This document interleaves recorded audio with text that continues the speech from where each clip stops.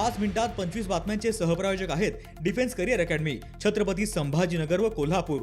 युवक युवतींनो, भारतीय सैन्यात घडवा अभिमानास्पद करिअर।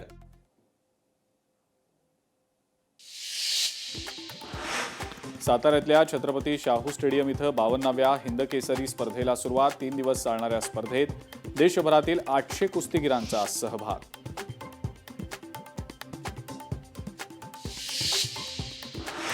महसूल विभागातील सुनावण्यांबाबत मोठा निर्णय, निर्धारित वेळेत निकालासाठी नवी कार्यपद्धती लागू। सुनावण्यांच्या संपूर्ण कामकाजासह निकालपत्र मराठी भाषेतूनच बंधनकारक।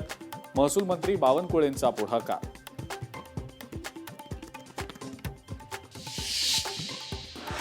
राष्ट्रीय महामार्ग भूसंपादन घोटाळा प्रकरणी बीडचे माजी जिल्हाधिकाऱ्यांना न्यायालयीन कोठडी। अविनाश पाठक 14 दिवसांच्या न्यायालयीन कोठडीत। पुढची सुनावणी 29 मे रोजी।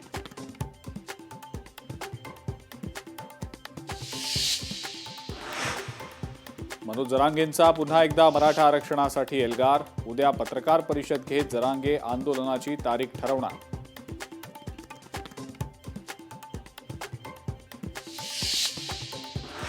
ठाणे पालिका महासभेमध्ये भाजप आणि शिवसेना आमने सामने। सभेत राष्ट्रगीताचा अपमान केल्याचा भाजप नगरसेवकांचा आरोप।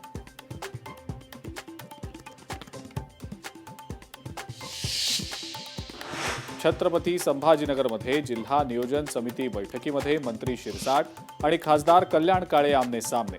मका खरेदीच्या मुद्द्यावर दोघांमध्ये झाला वाद।